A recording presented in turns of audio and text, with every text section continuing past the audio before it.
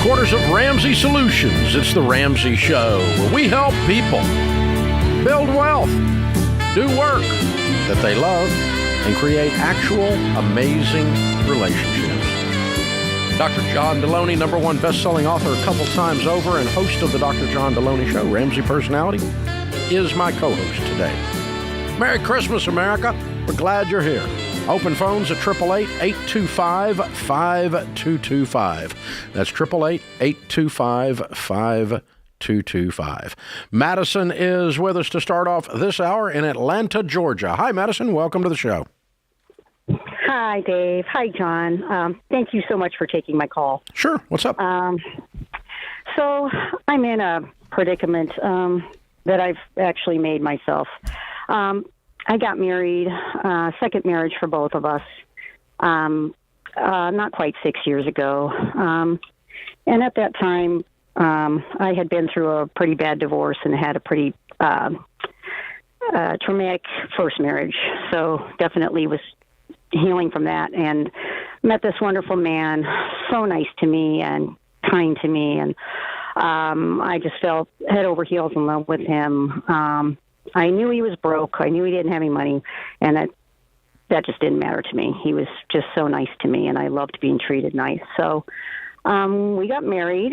I did have him sign a prenup because I was expecting to inherit a large amount of money from my parents' estate at some point. I hadn't at that time, but I knew that would be in the future. And so he did sign a prenuptial agreement and didn't have any problems with that. However, I started our relationship with just paying all the time. I paid for everything. We'd go out for dinner, I would pay. I already had a place where I lived that I paid for, and, et cetera, et cetera. So I understand how I've kind of set a pattern. And at the time, it didn't bother me. And, I also want to add, this man's a Christian man. He knows the Word of God. I really have put this in God's hands and asked for His help. But I just can't figure out why there's no spirit of generosity with him. I've brought up several times, can you please pitch in, just kick in. I don't expect half and half. I have plenty of money. I don't need his money. It's just on principle. I just need to know that I'm not just the only one that's supporting us. I feel like I'm the breadwinner. So he doesn't earn an income? He did. We are both retired now. He does not have any retirement. How old are you guys? I'm 60. He's 64. Okay. He took Social Security early. He was working at that time, and then when you start taking Social Security, you can only work so many hours. You can only make so much money. So that knocked his availability down to where he really couldn't work very much. But since then, we've both retired and relocated. And so, what do you feel like the core question is? I think I'm just trying to figure out if I'm being taken advantage of. Is this just something where I'm being, I've brought something up several times and nothing changes, it just stays the same. And I don't know if I guess what my next step should be. Hold on, this isn't a money issue. This is a respect issue. You don't respect the man that you're married to. Because I bring home I bring home a quote unquote income to the house, but my wife, my God Almighty, if she disappeared, the house would go away. So I don't look at her and say, wow, you're not contributing to this thing. And I'm paying for dinner all the time because my money is our money. Right. And the home that she keeps and runs and her small business, that's ours too. But there's a mutual respect there. So this doesn't have to do with money. And you mentioned earlier, you don't want your marriage to be where you're paying for everything. It is. That is the world you set up. So the only thing you can do from this point forward is to create something new. But this is a respect issue. This isn't I just need him to pitch in issue. Have you been very clear about what you need, or has it been man, I sure am paying for a lot, and he might be thinking, well, it's our money. Have you been very clear with him? I'm not. No, I'm very afraid of confrontation. I get very nervous about talking about something like this. About and then money. You end up in resentment land because you spend a ton of time having imaginary conversations in your head, don't you? Yes. Yes. I do. That's cruel and unfair to him. And doubt. Yeah. Yes. So if you're going to be mad at him, on your brain too. Yeah. If you're going to be mad at him, he at least deserves to know what he could do. Give him a path back to relationship. Because right now he married somebody with a lot of money, and he might think he's fulfilling his duties as your husband by being the fun-loving guy that just whatever, partridge in a pear tree. He needs to know you don't respect him. Yeah. I do love him, and I don't want anything to end. What does he need to do to be a person that you would respect? Because he doesn't need to work. You guys are retired. No, it's not a work. Retired, it's not a work ethic thing. No. What is it that he's supposed to do that makes him valid in your mind? I think just pitching in, say, I don't know, $1,000 a month, something.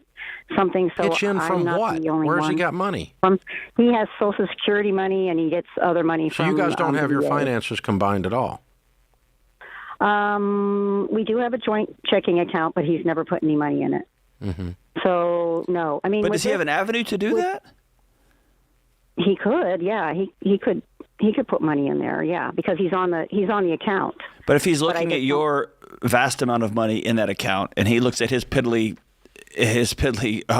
government check. Yeah. See what I'm saying? Like, he needs to know. And I think he's going to put $1,000 in that account, and that's not what the issue is going to be. Yeah. If he started depositing $1,000 a month in that account, you'd be right back here in 6 months. I don't know if I would be. To me, it's like you just said, it's not about money. It's more about respect. And I think because this has gone on for so long, and, I've allowed it to go on so long, and this pattern's been set now, I want to rewrite the rules, I guess. Well, since y'all are married, y'all get to rewrite them together. Right. And so I think it's a matter of sitting down and having a conversation and say, hey, we've been married for a few years. I need you to do this to have me have positive, respectful feelings towards you. And what can I do for you so that you can have positive, respectful feelings towards me? Yes. Let's put all of it on the table. Mm-hmm. Let's give each other a chance for success. Yeah, 100% of what you don't say, he can't hear. Right. Yeah. I've been married 43 years. I'm still working on that. Dave, I am too, man. I am too. The things that are in Sharon's head that I have never heard are amazing. But you're in trouble for them. I'm always in trouble. You better fix them. What's wrong? Nothing. This is The Ramsey Show.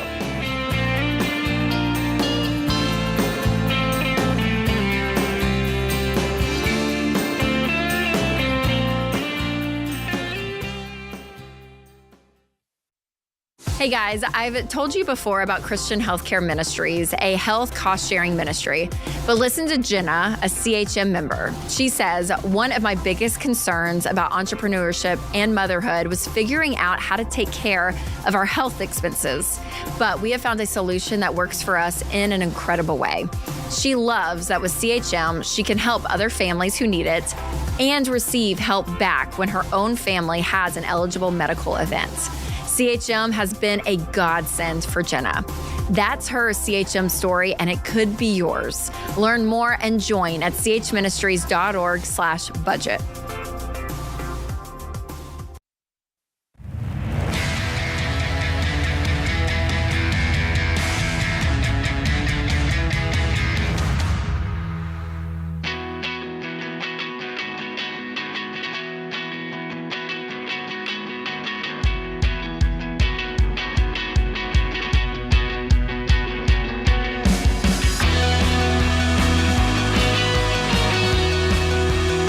Thanks for joining us, America. Dr. John Deloney, Ramsey Personality, is my co-host today. We appreciate you guys hanging out. Merry Christmas to you. Hey, if you like what you hear around here, we could use your help. Please help us. Subscribe, click the subscribe button, click the share button, or share a link, or tell somebody where you're listening or watching or wherever it is you're YouTubing or TBNing or whatever it is you're doing. Spotify, right? Apple Podcasts, whatever it is. Maybe you're listening on a radio station out there. Thank you. Just share. And leave us a 5-star review, please. We'd appreciate it very much. Merry Christmas to you. Shay is with us. Shay is in Daytona. Hi, Shay. Merry Christmas. Hi, Merry Christmas. Good. How can we help? Hi. So just to cut right to the chase, I just took out my first student loan ever. Super nerve-wracking. It's for my master's in social work, and it's about $45,000. That's without the interest. So I'm just trying to figure out what's a great path to start on that, like how to tackle it super fast, because I don't want to be with this debt for like 10 years. You just took out your first loan for a semester, or you just finished a degree program and you have $45,000 in the hole? No, so it's like $6,000 a semester, but they just gave it all to me at once. So it's $45,000 is what they gave me at once. Who's they? I've never heard of that ever. It's financial aid, FAFSA. So they just cut you a check and deposit it for $45,000? Well, not into my bank. It goes directly to my school, and then they start paying it that way. So it's already given to my school, and my school just takes it out. Okay, so you're starting your master's, and you just finance the whole thing. Well, I hear, Dave, I bet what's happened is you've been approved for the entire program. I bet they don't have a check for I bet your university doesn't have a check for $45,000 because they wouldn't prepay like that. Because you could quit, you can drop out, it could be a whole thing. But my guess is you were approved for the program, and the school gave you a letter that said you've qualified for $45,000 in federal aid, and every semester you're gonna have to re-up and re-up and re-up and re-up. Okay. That's my guess as to what happened. I've never heard of the So government. you're just starting your prepay. master's. Yes. And you're spending $45,000 to get a master's in social work to make what kind of money? Not enough. It's about $90,000, which would be the salary for it. There's no way you'll make $90,000. That is the salary in Florida for it. Where? Right now, I work at a hospital. And a starting social worker with a LMSW makes $90,000? Well, not starting out, no, but I've been doing social work and case management and all that stuff for years. So with the experience, and once I get it, I'm already making 50 right now, so they're bumping it up. Wow, that's extraordinary. Good for them, because that's a field that needs more people, that drastically is usually underpaid. As a guy I've taught graduate school and mental health programs, I've lived this world. What I would plead to you is you make $50,000 a year. I would cut back for the next 3 years and cash flow this program. Please, please, please don't chain yourself to the federal government and then try to go into a serving profession. It's a recipe for burnout, and it's just gonna melt you from the inside out. Please don't do this. Yeah, that was one of my big fears. It's just like, I just definitely don't want it lingering for so long, too. And when it comes to money, I just have really bad anxiety over it. The way it doesn't linger is you don't take it. Don't take it. Don't take the check. Yeah. Pay cash for your degree is what John's saying. $6,000 a semester. Go pay it outright for the 3 semesters plus your 3,000 hours, whatever you have to do. Your hospital not got any financial matching for education? No, because I'm not a nurse. They only have it for nurses. Okay. And what enticed me to it was because they said at first that they would, and then when I got here, they said, "Oh, sorry, no, it's just for nurses." Yeah, I'd find another place to work too while you're at it. I'm serious, 100% serious. If they're gonna lure you in and then they're gonna bait and switch you, that's a company without integrity. I wouldn't work for them. Gotcha. And I know this is a radical shift, but I would go to the school and say, hey, I need my semester by semester cost. And they're probably going to tell you, well, it depends if you take 6 or 9 hours, whatever, and say, what is a full-time and what's a part-time student going to cost? And then you make $50,000 a year until you find another job where you'll make $60,000. I want you to cash flow this program. What we're trying to tell you is that uneasy feeling inside of you when you called is real. It's right. And it's telling you don't do this. And we're telling you it's right. Don't do it. The best way to get this degree is pay cash for it and look for someone, maybe another employer that pays $90 when you're out, but also will help with the education like this one promised, but it was reneged on. And so let's do a couple things here that are pretty radical. But if you kind of just, you sound pretty chill, and if you kind of just allow all this to happen to you, it's going to step on your face. Don't allow this to happen. You need to stand up, square your shoulders, and head straight into this with your teeth, with a warrior yell, girl. I mean, you need to get after it. John's in Jackson, Mississippi. Hey, John, welcome to the Ramsey Show. Hey, Dave, how's it going? Better than I deserve. What's up? I have a question about getting an SBA loan to purchase a business. What's your thoughts on that is? Never. Never? Never, under any circumstances. Okay. It's a disaster. Why would you buy a business, a small business? Well, so I travel 10 months out of the year, and my wife stays at home with kids, and it's a taxing life. Yeah. And we're trying to find a happy medium for everybody. Yeah. And we stumbled what we think is a good opportunity, per se, and we just... What is the industry that the business you're looking at is in? Making signs. Okay, and how much is the purchase? Approximately $1.2 million. Yes, sir. For a sign franchise? It's not a franchise. It's a person that started the business, and he's looking to retire. Okay. All right. Let me give you a different way to skin this cat, maybe. Okay? But 80% of small businesses fail in the first 5 years. Okay. The number one cause of small business failure when we survey them, and we work with 10,000 small businesses in EntreLeadership right now, is what's called cash flow problems. Cash flow problems is a phrase that means a lot of things, but it primarily means two things. I can't pay my debt payments, and I didn't pay my taxes on time, and I get screwed by the federal government. And so you're going to have $1.2 million floating around your neck trying to drag you down while you're trying to run a business that this guy's already been running for a few years. And that's like trying to swim with an anchor tied around your ankle. It's a bad plan. So let's go at this a different way. What is the net profit on his business? He pays himself a salary. But no, what's the net profit on the business? On average, over the last 4 years, is around $250,000. Okay. $1.2 million is a little rich. Yeah. Okay. We know that part of it. We're in the beginning process, and we're trying to figure out. So here's how I've taught some people who hand the business to the next generation and want to be bought out, or they have it to the employee or a buyer like you that want to be bought out. I don't want you to get payments on $1.2 million and Fauci decide we're having another quarantine. Yeah, me neither. Okay, that'll put you into bankruptcy court, sir. It did a bunch of people. And because nobody making signs, they were making plexiglass, but they weren't making signs. Mm-hmm. So you were screwed if you'd done this 2 years ago. So learn a lesson from that. Now, what you can do is agree to pay him 80 or 90% of the profits after you take a basic small salary out until he gets his $1 million. And about $1 million's about what it's worth.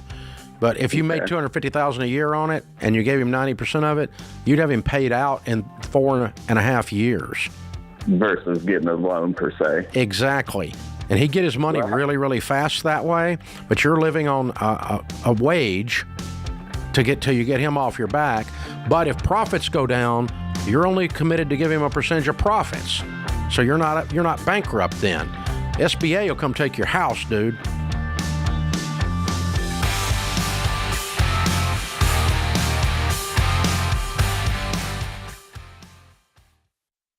If you're like most people, your home is your most valuable asset.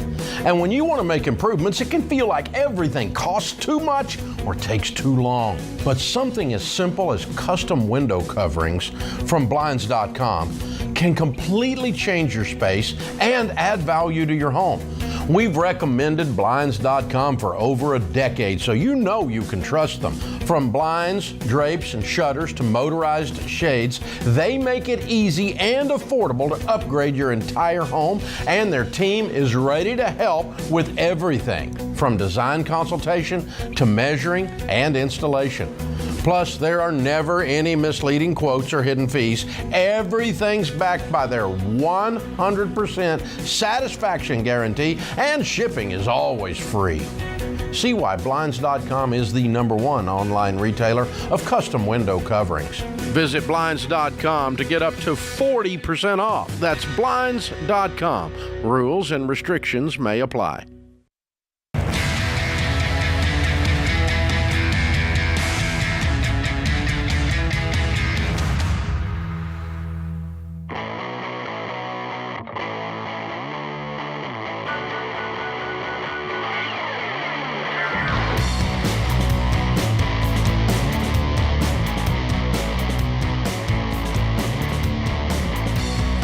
Dr. John Deloney, Ramsey Personality, is my co-host today.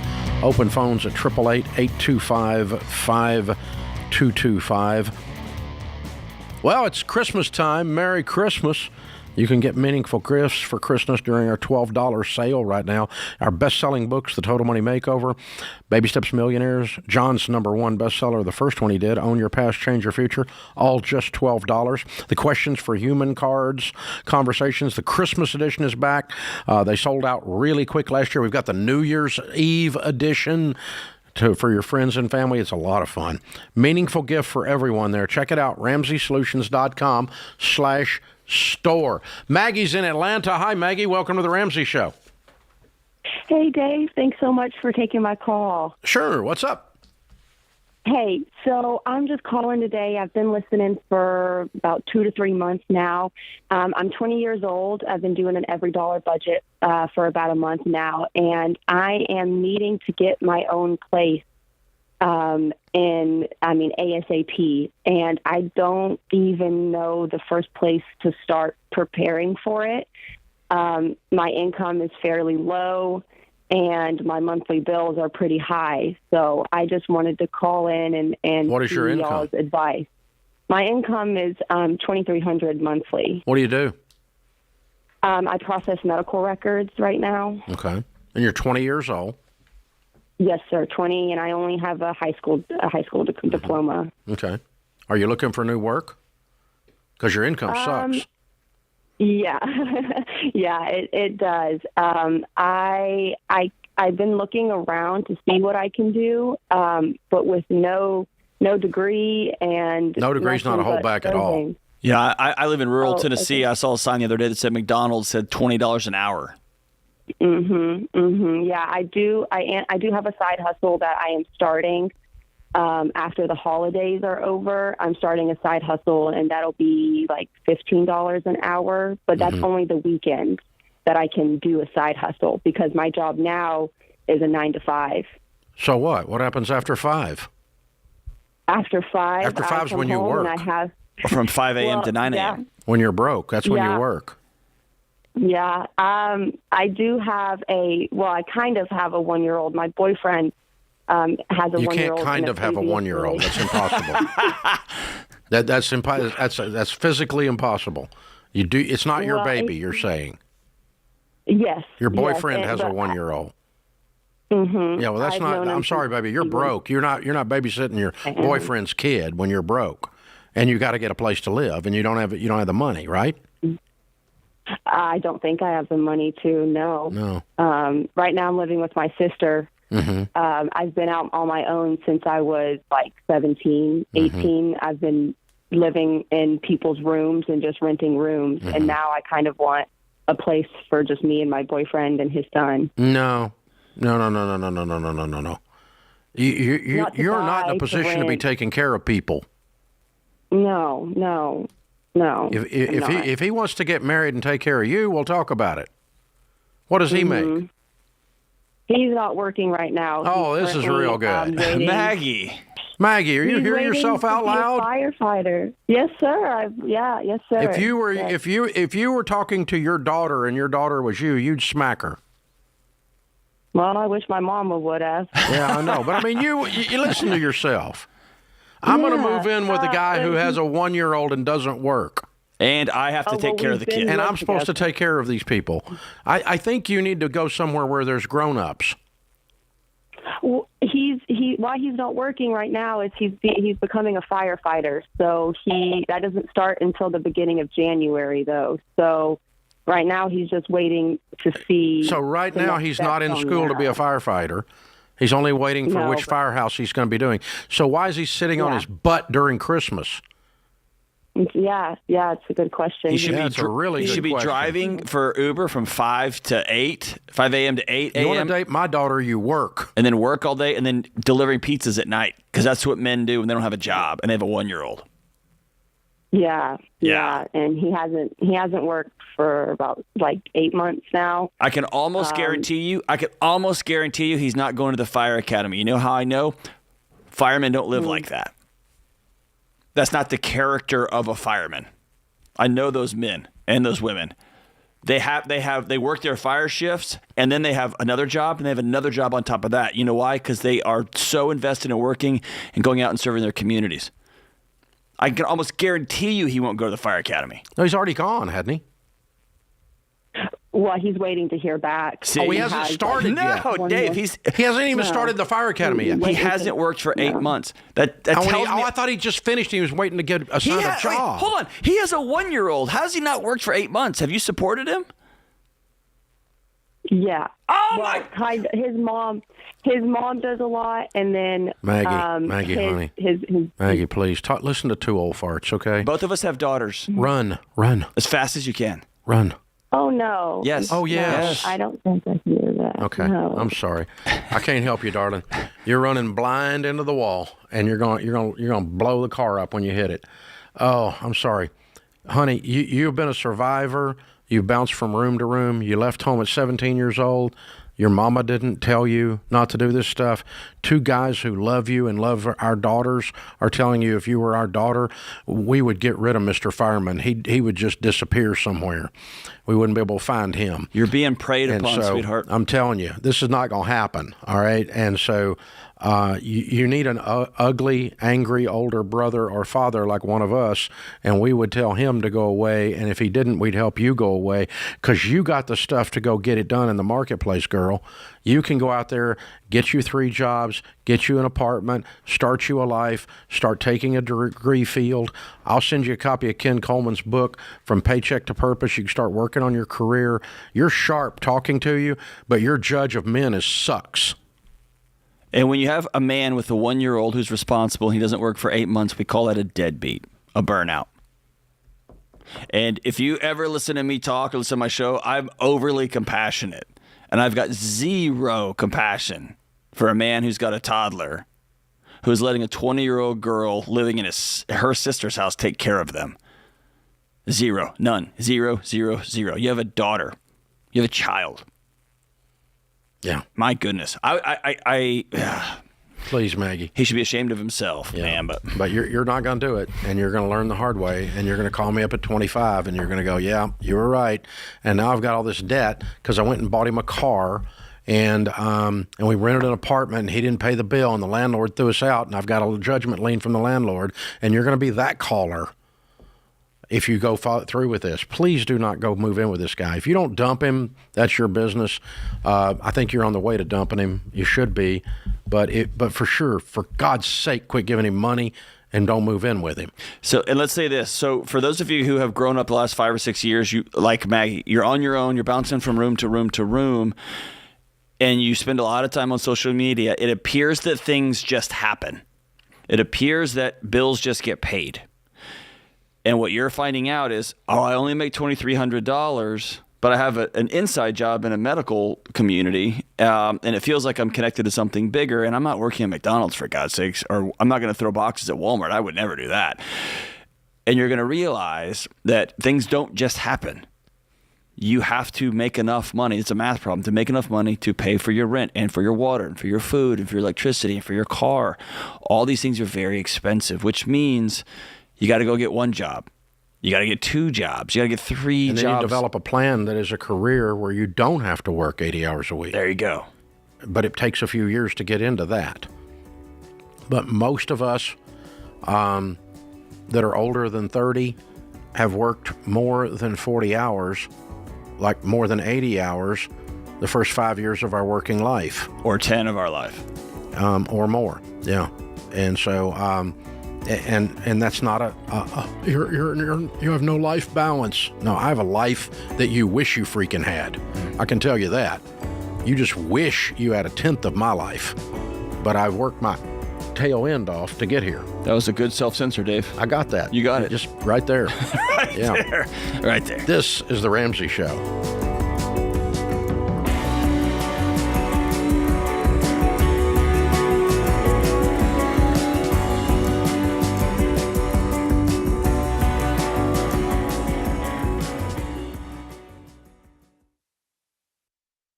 Hey, if you're in over your head with student loans and tired of getting calls from collection agencies, if private student loan debt is taking away your financial peace and you don't see any way out, you need Y Refi. They're not a debt settlement company and they're not connected to a bank. Y Refi refinances defaulted private student loans that other places won't touch and gives you a custom loan built for you based on your ability to pay. So when you refinance your private student loan debt with Y Refi, you'll have a payment you can afford with a low fixed interest rate you couldn't get anywhere else to help you stick to your budget and work the debt snowball. And you can save thousands of dollars. To learn more about this custom refinancing option and a lump sum payoff option you could qualify for after 24 months, call 844-2-RAMSEY or go to yrefi.com/Ramsey.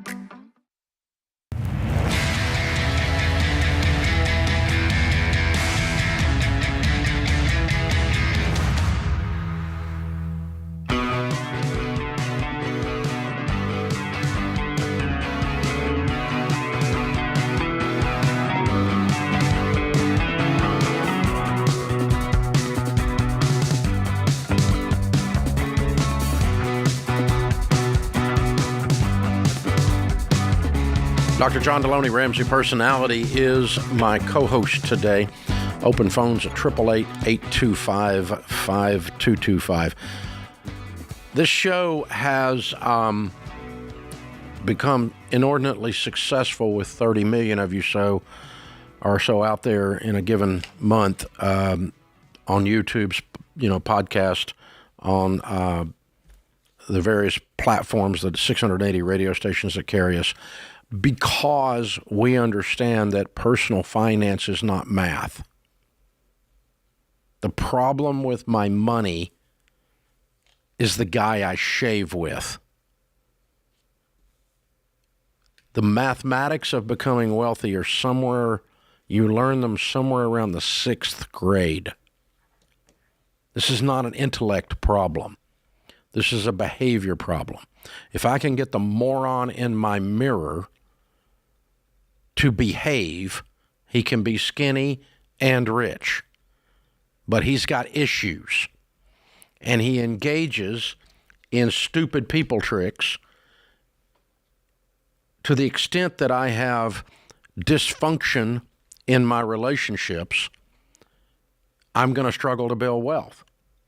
To the extent that I have dysfunction in my behaviors, like a lack of work ethic, a lack of integrity, other character issues, I'm going to struggle to build wealth.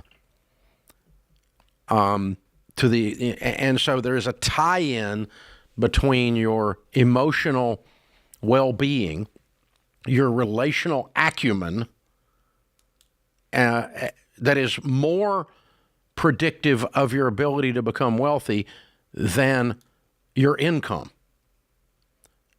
In other words, it doesn't matter what you make. If you're addicted to cocaine, you're going to lose everything. 100% of addicts, as an example of this discussion, end up broke. Eventually. 100%. Eventually.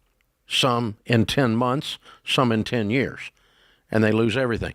That's a misbehavior that caused that. It's not a math problem that caused that. It wasn't they didn't understand how mutual funds work. It wasn't that they didn't earn an income. A lot of cocaine addicts earn a great income, and they hide their addiction. But if you don't know how to interact with the opposite sex and you continually choose poorly in your mate, you are going to make it almost impossible to create a sustainable financial life. And isn't that weird? Yeah, and I'm just haunted by, like, that last call haunts me, because when you say it, like, you won't accept this for your own child. Everyone goes, no, I would never accept that. But you just become blind to it, and you just keep doing it, and you just keep doing it, and you keep doing it, and you wonder. You keep going back to the money issue. Why are we broke? Why are we broke? Why are we broke? You gotta let this predator who is preying on you and your time. You got to let him go. I ain't doing that. All right. Well, there's not like a crypto secret we can tell you to help you make money. There's not like a budgeting hack we can give you. You and him have to go work. It's just tough, man. If you're not connected with your spouse, you're gonna have trouble. It can be a relational thing. I mean, it's one of the jokes that we had in the early days of the show was, if you marry a woman that likes spending, you better enjoy working. Right. And so, but it's also the opposite way. Absolutely. Obviously, if you marry a man that likes spending, you better enjoy working. And so, because you can't out earn it, and you can't keep up. And the correlation among millionaires between spouses that work together and that both shoulder the load together, it's almost 100% of them. Yeah. There are very few people build wealth dragging a deadbeat along, or dragging someone who's misbehaving in some area of their life along. Someone who won't work, someone who can't tell the truth, someone that won't file their taxes, someone that lies all the time. You just these dysfunctional people that are in all of our lives, to the extent that they are that we're wrapped up with them, pretty much ensures that we're going to create a situation where we can't build a sustainable financial situation. Yeah. And one of the reasons I've been able to build wealth is my wife is a freaking rock. Right. She's a rock. I mean, the amount of drama in 43 years I've had at home when I got home at night with little kids at home was precisely zero. Yeah. The only drama in my house, I bring it. Occasionally there was drama before I got there. Right. But it's not like wait till your daddy gets home. No, fear the wrath of Sharon instead. It's like there is not I was not having to carry 3 or 4 things around while I was at work. I was carrying work around, and it's why we were able to make such progress. Yeah, it's fun.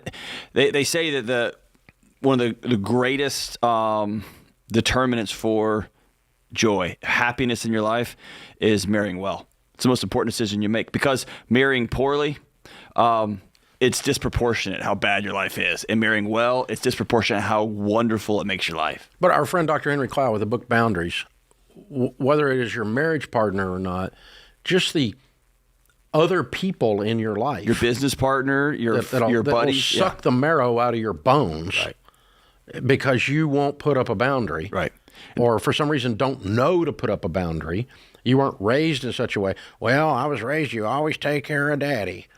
Well, did you notice that your daddy is a problem? Right. Or, well, that's just so-and-so. Like, stop. That's just the way he is. I would love, a great exercise for folks is to write down the top 5 to 10 to 15 people in your life. They can be coworkers, they can be family members, they can be friends. If you're lucky, you got 10 in this current world we live in. If you're exceptionally lucky if you got 15. Write them down and just draw a line across the paper and say vampire or contributor. Is this a person that when I get done being around them, I'm just like, ugh. Or I get done being around them and I can't wait to go hang out again. They are somebody that brings me up. And I challenge you in 2024 to find opportunities to be around vampire people less. Yeah. And be around those who pour into you, who are excited, who challenge you more. And that doesn't mean you get along all the time. Like some of the people who contribute most of my life, man, we are button heads all the time. And I love them. And I believe very similar things with some of the most vampiric people. I just made that word up. That just you get done, you're just like, golly, dude, I feel like I was just slogging through quicksand. Well, I mean, when you come out of a meeting or you come out of a social gathering with someone and you feel like you need to take a shower, I don't want to repeat this. Right. I'm done. Right. And my wife's like, well, we need to be nice. No, I don't need to be nice. We need to be nice to us so that we can I'm not going to be nice. I can be nice from a further distance. I'll wave from over there, you know? But this close physical proximity with slime is a problem. Yeah. You know, and it's you know, and it's okay. It's not that I'm a snob. No, I like you, but I'm not going to hang out with you. Yeah, I can be nice to you. I can help you. I love you. I'm not going to. I can encourage you, but you're not going to be part of my crew. That's right. Yeah. Because you become who you hang around with. And if you find out that you're married to somebody who is more of a vampire than a contributor, this is the year. Let this be the year that you put that on the table and say, let's build something new. Let's build something new. Yeah, I'm taking your sharp teeth.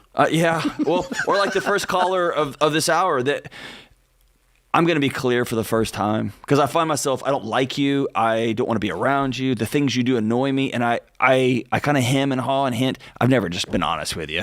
I've just never told you. Let's put all that on the table this year. Turn the lights on. Decide to heal this thing moving forward. Because at some point, there are people in the margins that are struggling. That's not who I'm talking to. I'm talking to most of us. Most of us at some point choose the relationships we have. Mm-hmm. And we choose the dance that we choose to do in those things. And at some point, somebody's got to pull the ripcord and say, this one's over. This one's over. We're going to build something new. And the reason for the sidebar right now is this. This is the time of year to look at this and say, okay, I want you to leave from this little rant that we've done for the last 5 minutes. I want you to leave with this idea.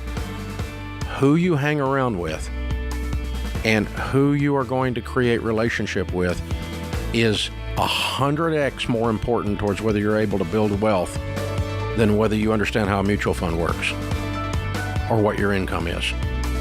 They're going to screw up your life if you let them. This is The Ramsey Show.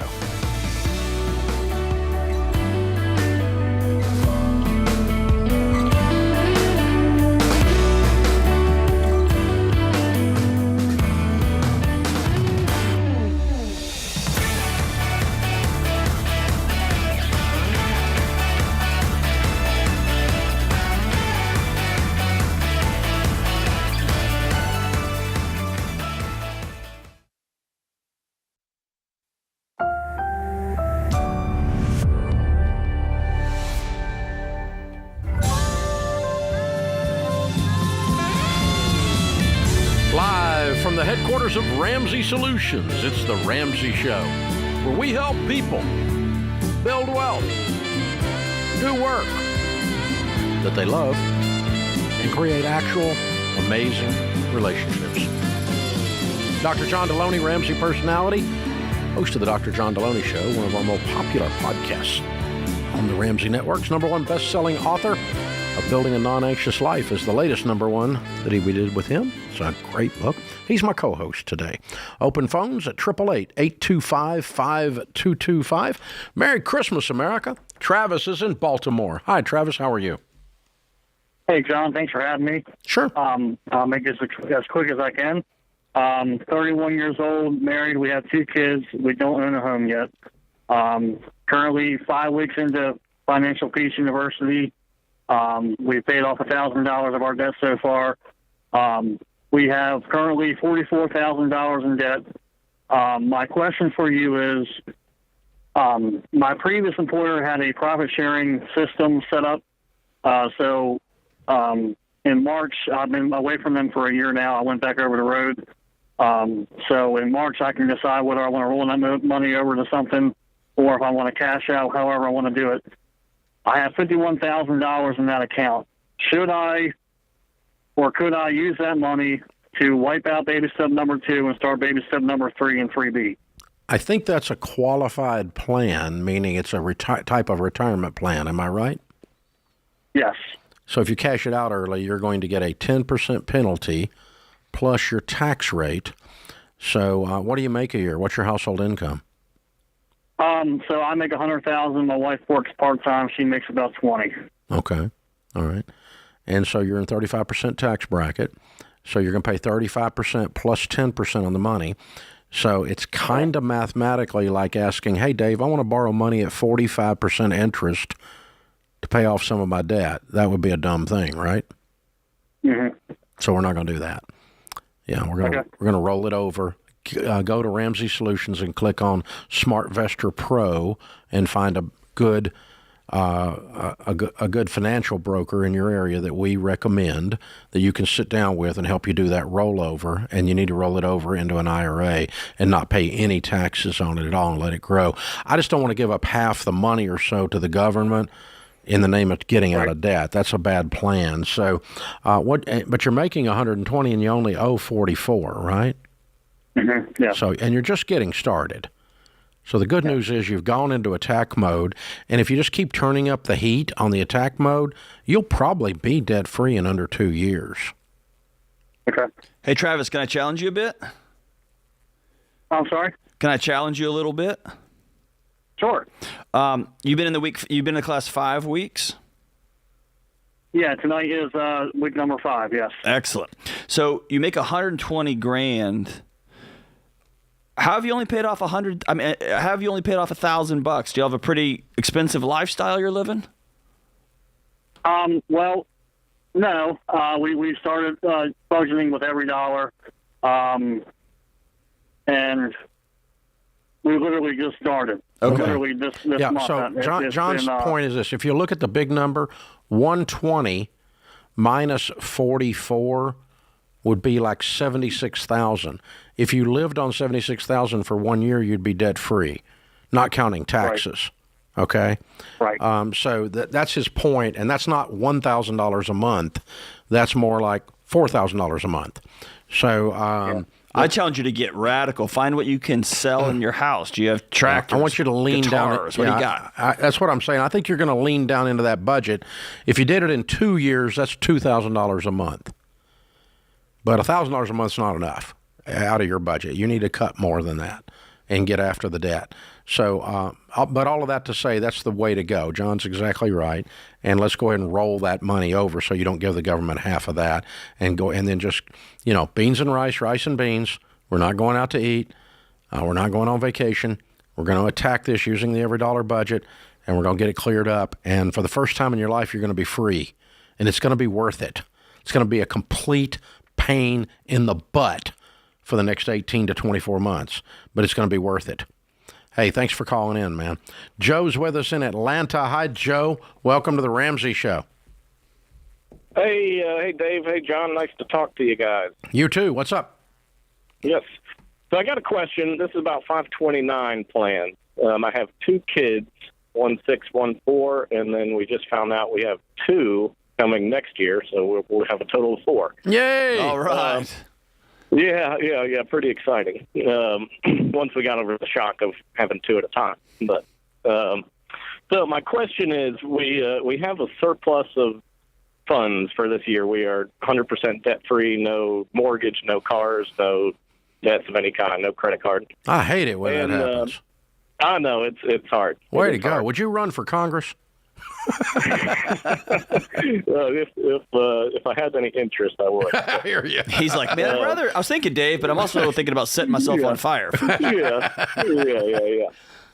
So my question is, on the Georgia 529 plan, it's tax deductible up to $8,000 per kid per year, and we can only have 2 right now because I think you need a Social Security number for each account you set up. You do. That's right.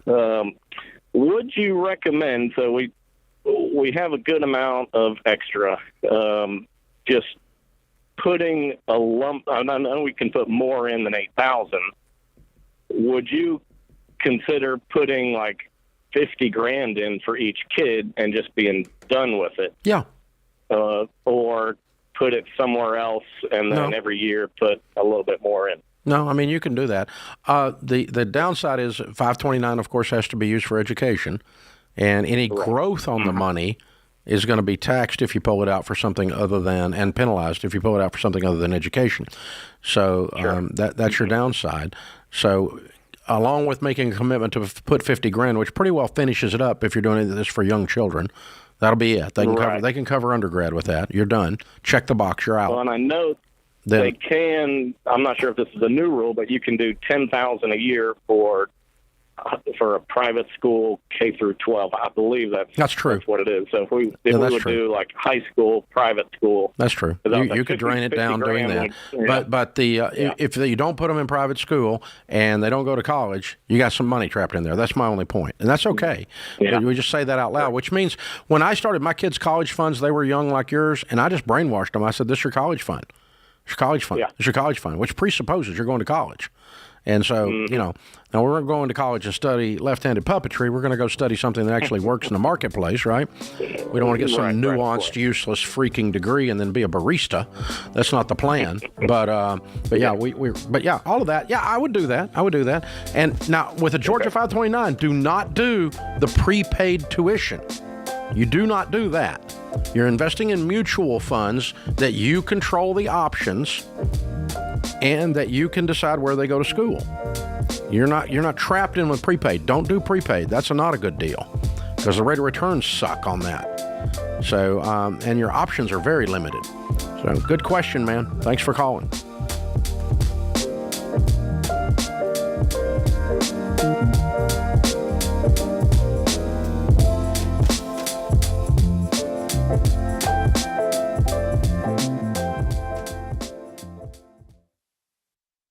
Hey, folks, you know that sinking feeling when you make an offer on a house you love and then you hear there's another offer? You need the Churchill Mortgage Home Buyer Edge. Super fast pre-approval and a secured interest rate.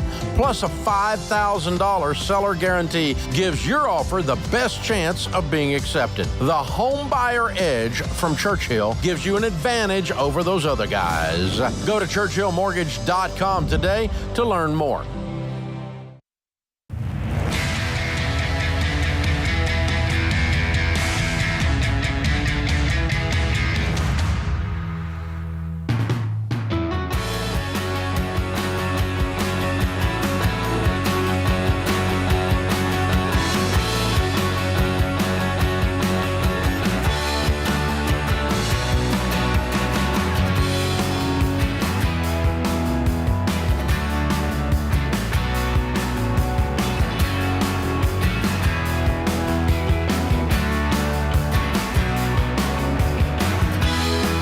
Thank you for joining us, America. This is the Ramsey Show. Open phones at 888-825-5225. Dr. John Deloney, Ramsey Personality, is my co-host.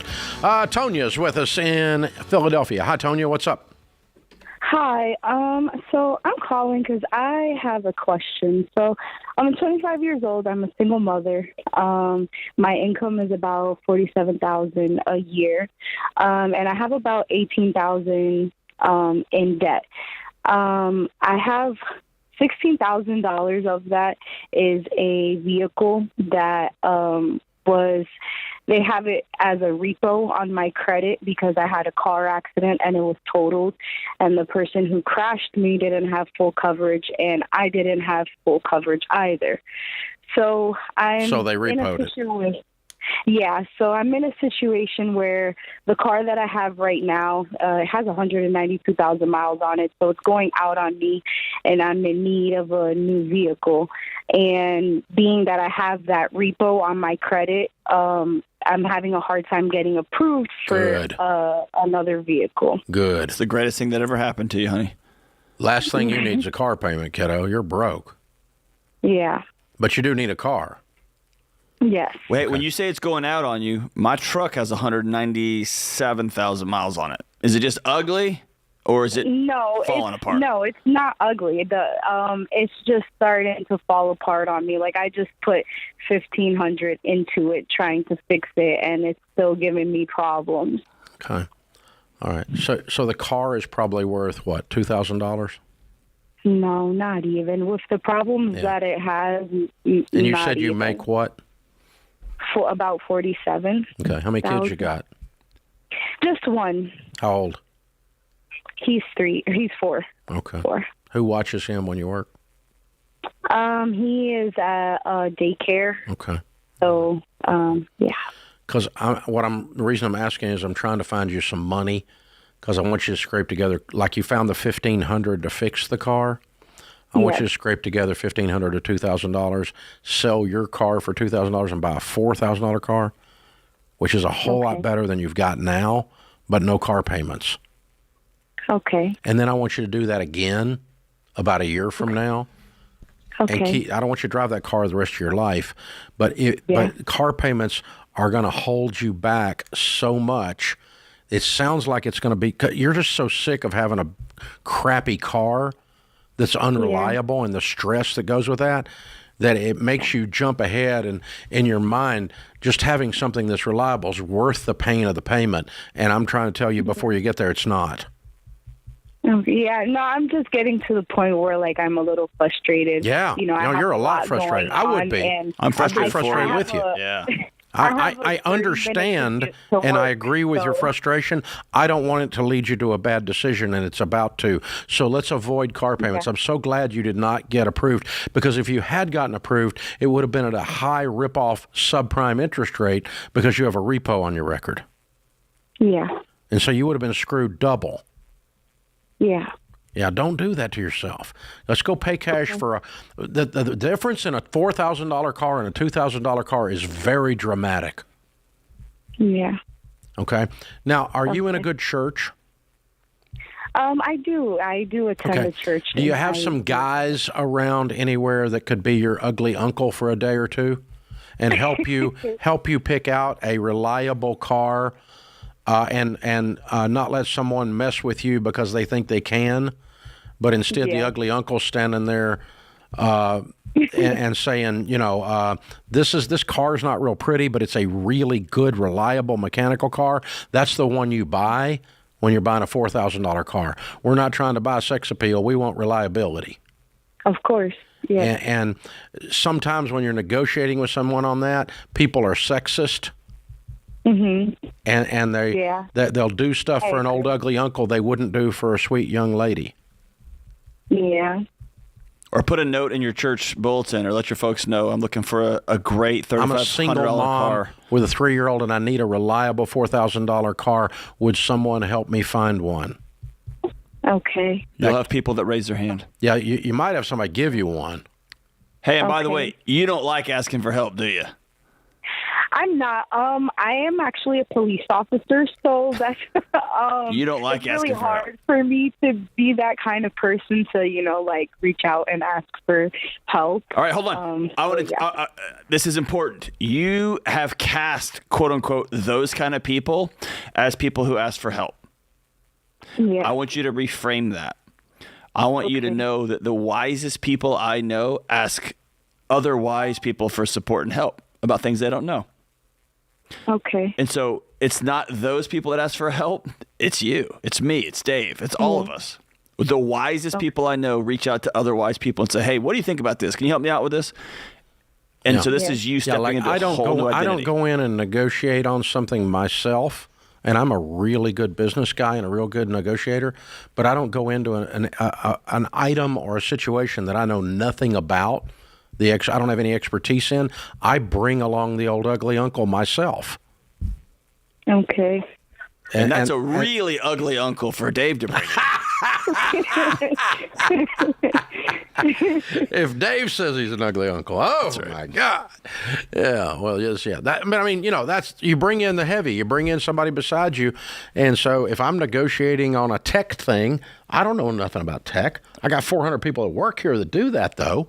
And so I'm going to bring in my top guy who's going to razzle-dazzle him with his academic and says all the tech words, right? And they're like, oh, God, these people know what they're doing, But when they're looking at me, they're pretty sure I don't. Well, and similarly, I guess the appearance is we have all the answers to every one of life's questions. A bunch of acres behind my place went up for sale, and I immediately thought, oh yeah, I know a guy. His name's Dave, and I work with him. And so I said, Dave, this is what they're asking, and you said, that's too much. And so I moved on, right? And so it's every wise person I know asks other wise people. I don't know anybody that knows Middle Tennessee real estate better than you do. And so why would I would be foolish to not ask you that question, right? So ask people in your life for support and help however you can, man. Yeah. Whether it's wisdom or whether it's, hey, I need you to come help me do this thing that I can't. You can do it better. I can do it better with you than I can do it by myself. That's right. And that's all we're saying. And and thank you for being a policeman in Philadelphia. Policewoman in Philadelphia. Police person, whatever we call that. I don't know. I cannot figure out how to do it. But anyway, I was trying to be nice, and then John screwed it up. Got all woke. Yeah. All right. Anyway.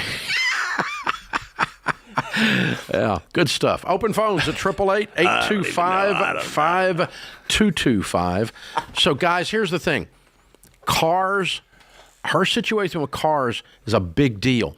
We did the exact thing. I did exactly this. A guy loaned me a car that was probably worth $300 because I didn't have a car. Well, I had one, and I needed a second one. And it was a 1978 Cadillac with 478,000 actual miles on it. The vinyl roof was torn loose across the front, so when you drove it, it filled up with air and looked like a flying parachute, and the predominant color was Bondo. That's the car I was driving. When you're driving that car, anything is moving up. $1,000 car is $1,000 car is moving way up. And I got a $1,000 car. I did. And I gave my buddy his car back. It was a loaner. He loaned it to me for a month, and I found $1,000 miraculously because I wasn't driving that. I can see you honking. I had been driving a Jaguar, and I went bankrupt, and now I'm driving Bondo buggy with a parachute on top. But I drove it to $1,000, and then 3 months later, I bought a $3,000 car. 5 months later, I bought a $10,000 car. And every time I just move up a little bit, but the difference in a $10,000 car and a $1,000 car is very dramatic. It's significant, yeah. It's very dramatic. None of that was with car payments. I did it. Picture so you driving down the street, honking the horn. Look, Sharon, I got a $1,000 When you pull car. up to the stoplight and your top is settling and people are looking at you, you just turn up the rap music, right? I mean, come on, man. This is the Ramsey Show.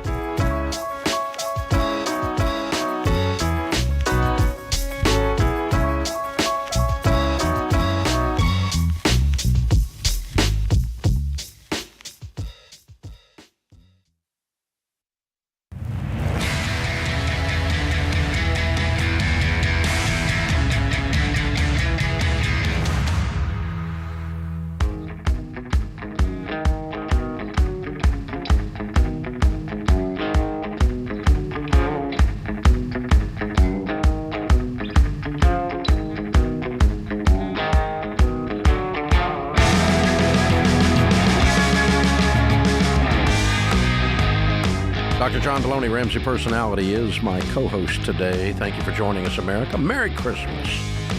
The Ramsey Show question of the day is sponsored by Neighborly, your hub for home services, from repairs and maintenance to remodeling and upgrades.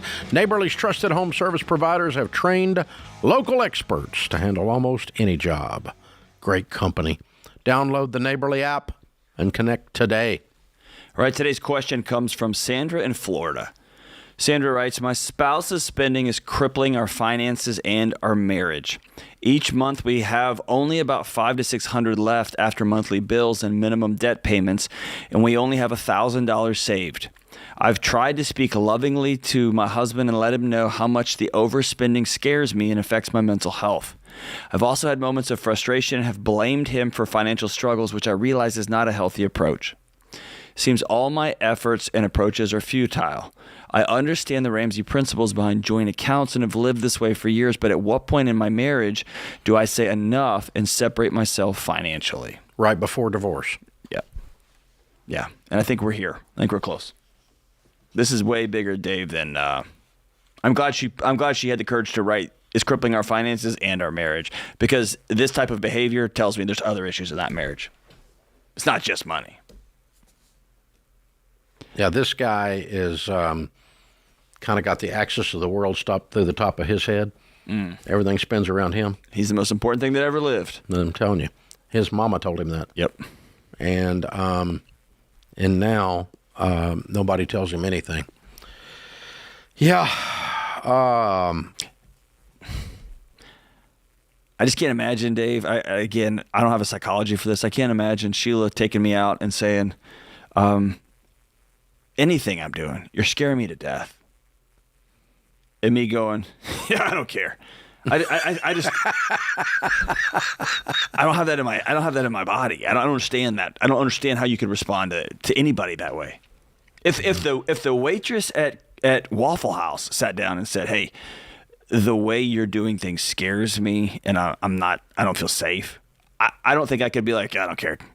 Like, I just don't have that in me, man. So I don't understand this dude at all. What a scumbag. I just don't get it.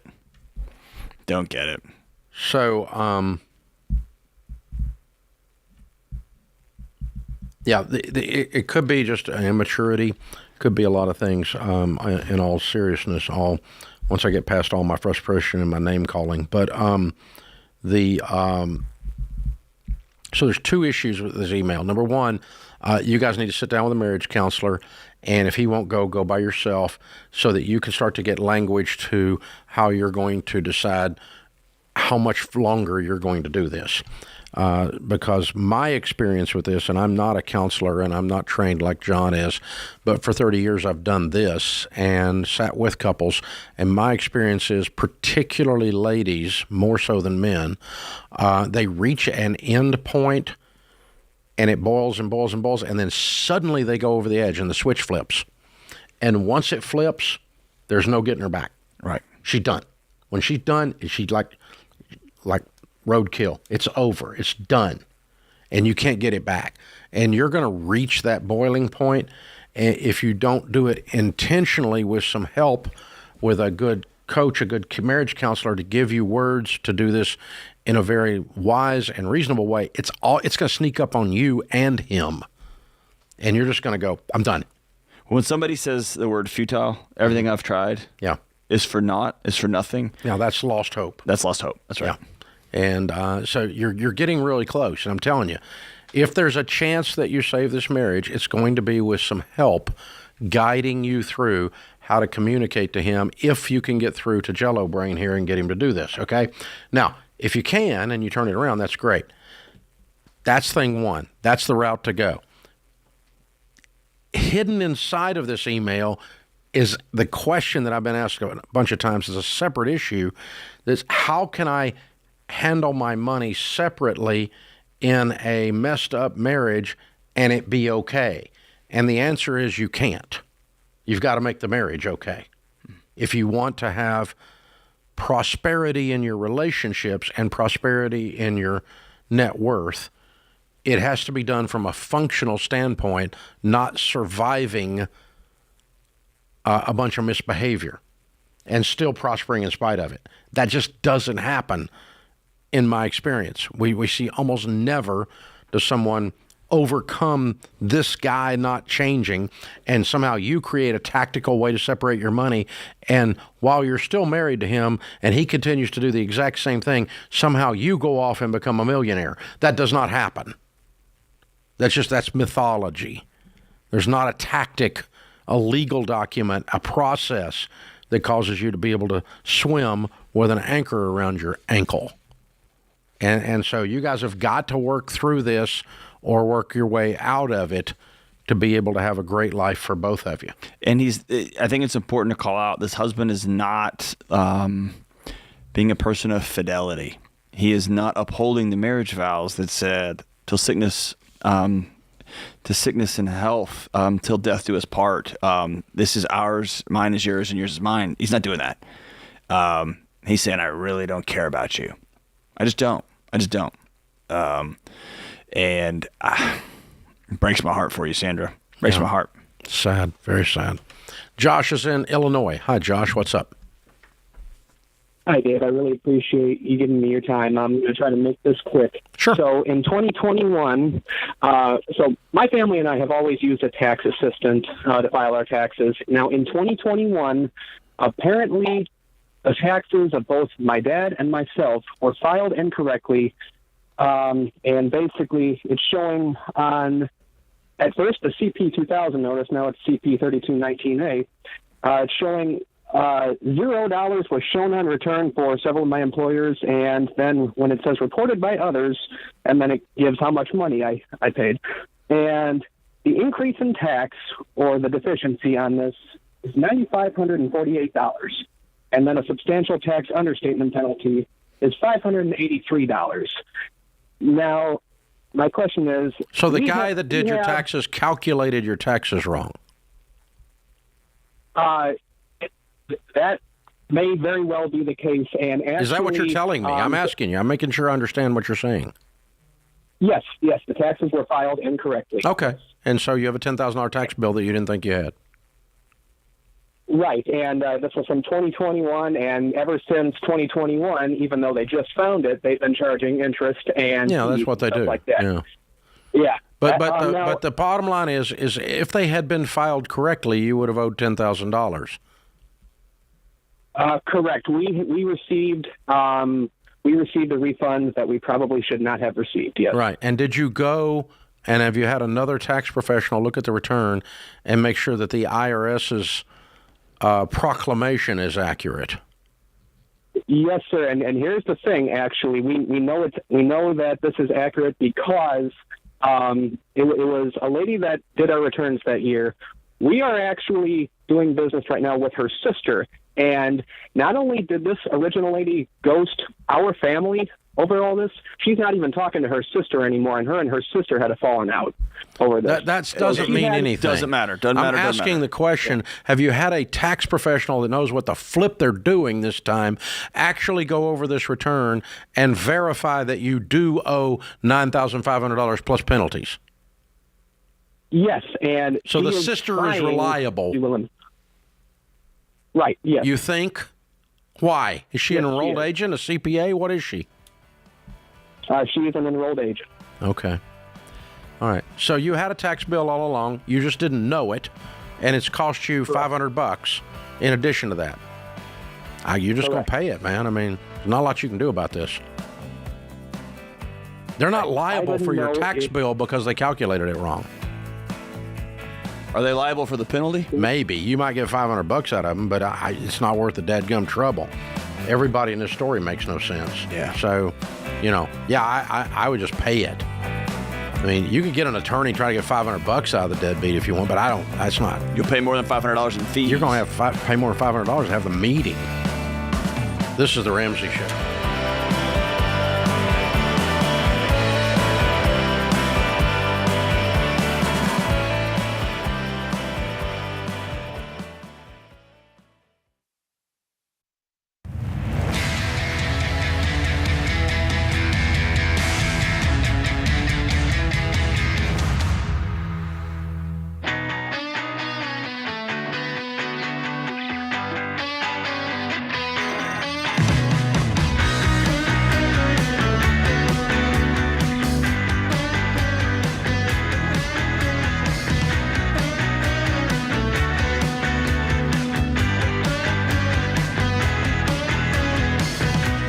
Dr. John Deloney, Ramsey Personality, is my co-host today. Open phones at 888-825-5225. Renee and Edward are with us in Albuquerque, New Mexico. Hey, guys, how are you? Okay, we're good. How are you? Good. How can we help? Well, so last year my wife rented an apartment, and she's really sick. She has mold poisoning. She went, and the property manager guaranteed her an apartment that was mold-free. She moved in. 3 weeks later, had to move out, go to the emergency room, extremely sick from mold. She hired a independent mold inspector who came in, found, test results showed that the place was unlivable, toxic mold, and needed remediation. So the property manager said she could move out, pay an extra month's rent, and she'd release her from her lease agreement. Well, yesterday we get a call from the credit company, a credit collector, and saying she owes them almost $4,000. And it's $5,000. Well, right, they're willing to settle for $3,800. So I'm confused why your wife moved out and rented an apartment. I'm confused. Because we were separated. Oh, okay, that makes sense. And now you're back together. Right. Yeah, because of this. Because of the mold? Because I had nowhere to go. Oh, okay. So my question, Dave, is they're threatening that if she doesn't pay this, it'll ruin her credit, which is obvious. But should she pay them? Should we fight it? Should she not worry about her credit? But I can't work right now. I'm still very, very sick, so I can't work. Okay. What is your all's financial situation? I assume you don't have any money. Well, I mean, we're debt free. I work. He makes good money. He makes plenty of money. Yeah, I mean, she lives with me. She doesn't work. She's sick. But when she gets well, she wants to move out. So she doesn't want her credit ruined. Yeah. Okay. Well, obviously the lesson learned is you didn't get it in writing. You got a verbal from the landlord, right? Right. So that's the lesson learned. This would have been a lot easier.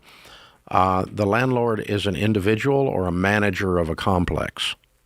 He was the property manager of the complex, but not the property management company, which is the one trying to collect the the fees for the broken But this contract. guy's an employee of them. Yeah. Yeah. Correct. Okay. All right. So, hardball would sound like this. Contact an attorney. First thing I would do is the two of you get in the car and ride over and meet with this manager. They made you this promise. Okay? In person. And say, look, you told me we were out. Now I'm getting hassled for $5,000 here. This isn't the five. I'm not going to pay the $5,000. You told me we were out. I'll put you on the stand as a witness, and unless you're willing to perjure yourself, which is a criminal act, you will tell the court that you said I was out of the lease. At which point I will be out of the lease. And so you need to get with your team over here and get this collections effort stopped. And I need in writing from you in the next couple of days that this is all going away and there's no problem. If you do that, I will not sue you for my medical bills because you misled me and put me in an apartment with mold. If you do not do this, and I'm not out of this instantly, my attorney is going to sue you personally, sue your company for my lost wages and my medical bills and for release of this. But I don't want to play that. I would rather you just keep your word and your company keep your word and release me and we'll go on our way. Right. In person, very clear, do not raise your voice, do not use swear words, but very direct with deep eye contact representing anger. Okay. You follow me? So this was over a year ago, and that's assumption that same... I don't care. This is your best place to start. This is the cheapest way to fix this. Okay. Because people that think when you get lawyers and you get into the court system that you get justice, there is no such thing. The only one that gets justice is the lawyer's kid whose tuition gets paid by you.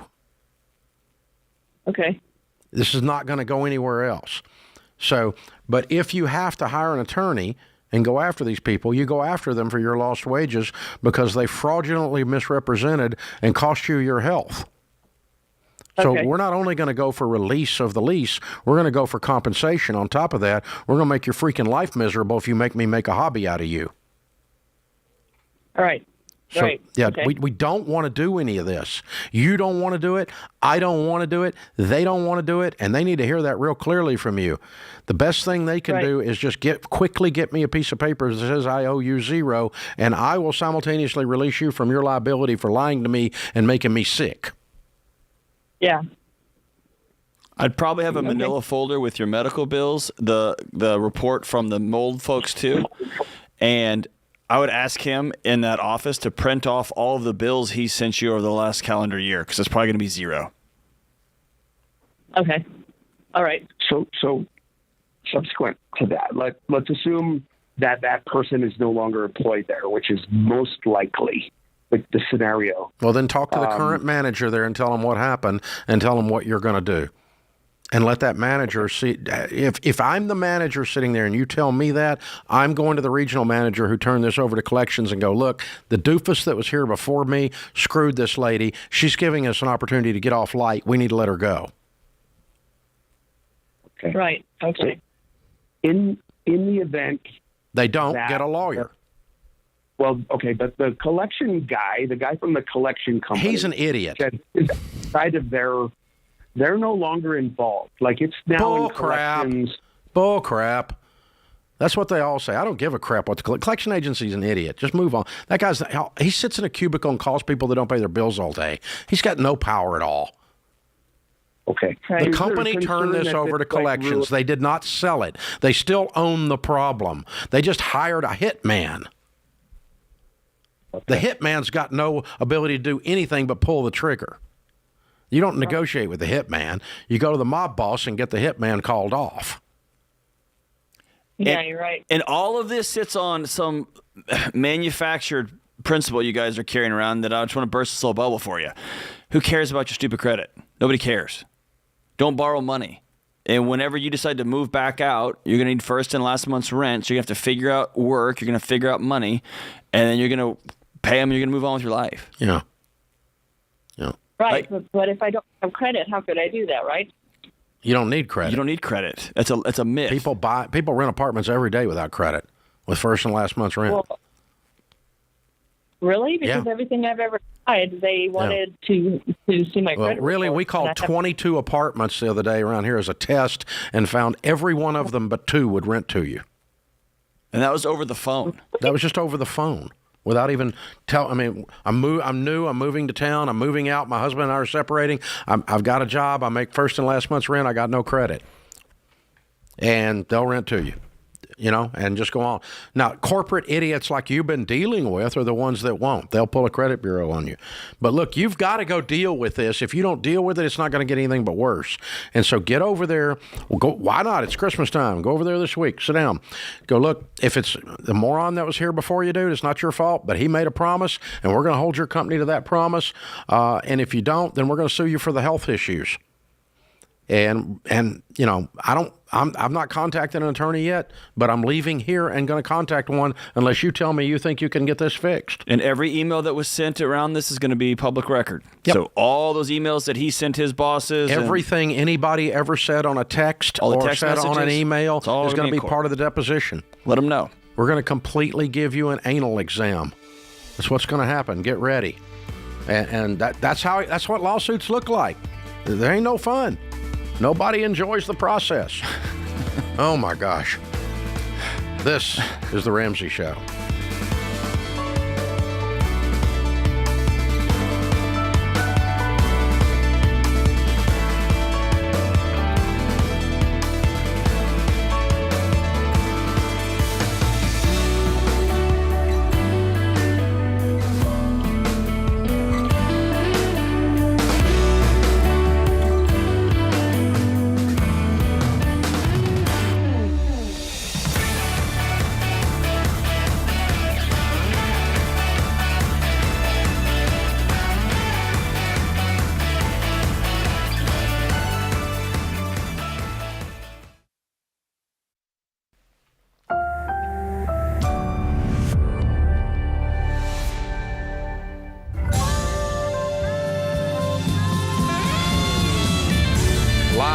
From the headquarters of Ramsey Solutions, it's the Ramsey Show, where we help people build wealth, do work that they love, and create actual amazing relationships. I'm Dave Ramsey, your host. Dr. John Deloney, Ramsey Personality, is our co-host today.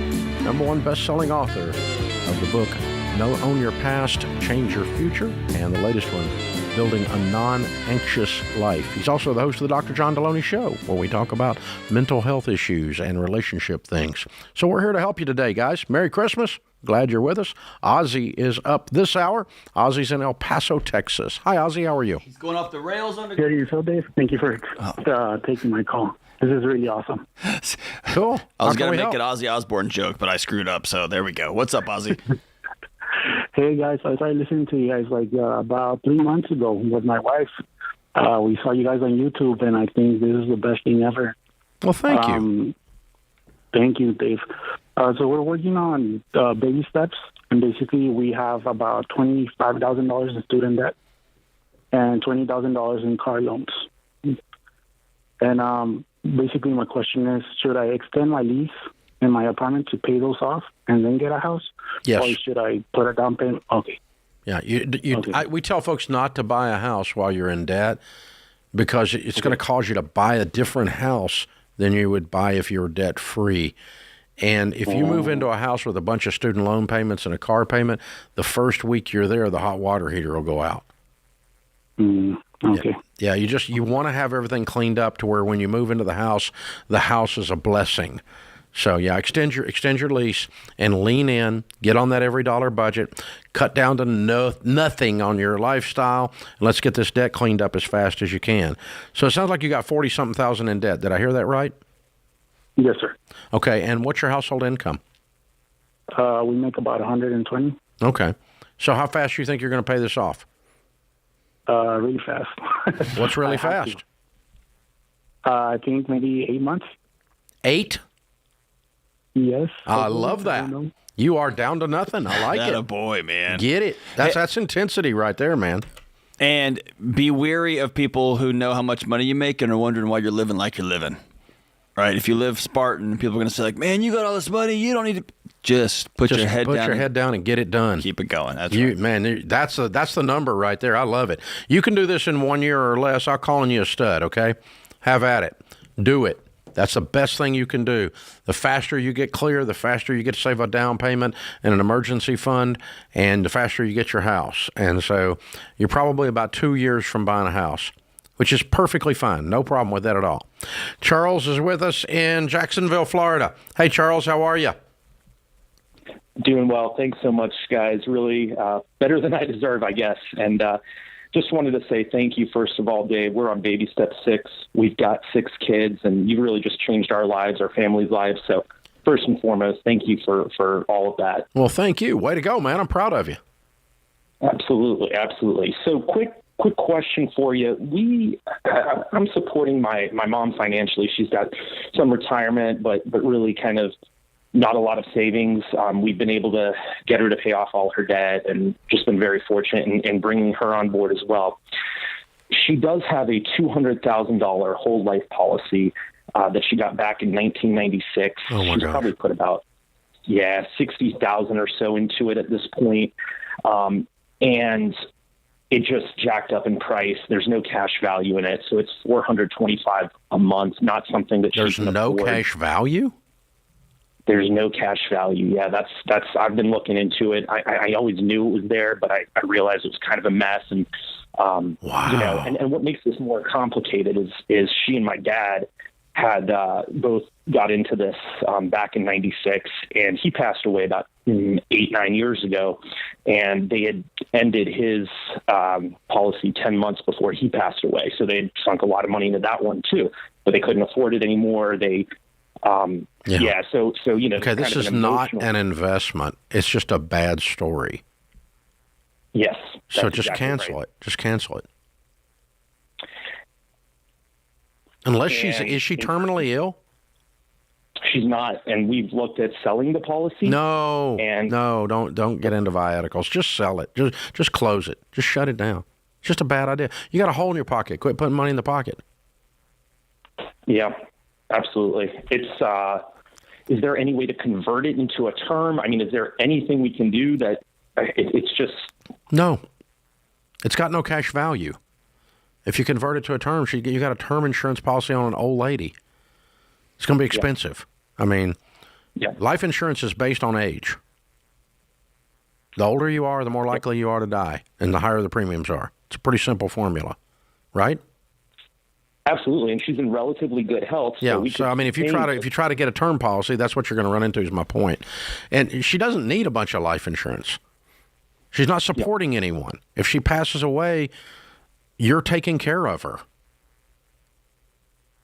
Absolutely. I should say, I'm sorry, when she passes away. We all are going to pass away. None of us get out of here. So, yeah, I mean, it's just a matter of timing. And the bottom line is she just owns a bad financial product that she never needed, but for sure doesn't need now. Absolutely. Yeah. And mourning the loss of that $60,000. Yeah, that's what's causing you hesitation. You're still trying to get something out of this. It's a sunk cost. And say, God, we got screwed, and I don't want to admit it. Right, let's move on. Yeah, and I was 10 at the time or whatever, right? And certainly that 60,000 could have grown to a lot more right now. I mean, it would have been a ton of money. Yeah, it would have had your mom and dad both would have had so much money if they'd have bought inexpensive term insurance and done real investing instead of getting screwed by some whole life agent, probably some guy they knew. crazy that it's legal. And looking back, I mean, obviously I didn't know any of this when I was 10, but they're the payday lender of the middle class. Yeah. And here's the deal, though. Here's the deal. The first step I put in my book about building a non-anxious life is you have to choose reality. Because what you're doing is you're spinning up stories, you're angry, you're thinking about what could have been. I was 10 years old. And all that does is spin up your body. You go to war on a battle you can't fight. Yeah, there's no winning here. It's just ending it. Just stop. It's just, I put $60,000 in my pocket. There was a hole in it. I lost the $60,000. Now, what do I do now? Well, you sew up the hole, and you don't put any more money in that pocket until you sew up the hole. So we're canceling this stupid thing and run the guy off with a stick. That's all you're doing. It is that simple. I'm sorry, man. I'm sorry your parents got ripped off. Yeah, I hate that, man. But, I mean, it's car leasing, whole life insurance, timeshares. I mean, these are the things that just eat credit cards, or the credit card interest rates. Oh, my God. They just eat people's lunch. They just tear them to pieces, man. And, when you actually understand how these products work, you go, God, that is a legalized fraud. But it is legal. It's perfectly legal. It's just a horrible product. Never buy life insurance, ever, that has a savings component to it. Of any kind. There's not a place, there's not a time that it works. It's only one person that works for. That's the life insurance company. That's it. It's screwing you 100% of the time. Hope I wasn't unclear.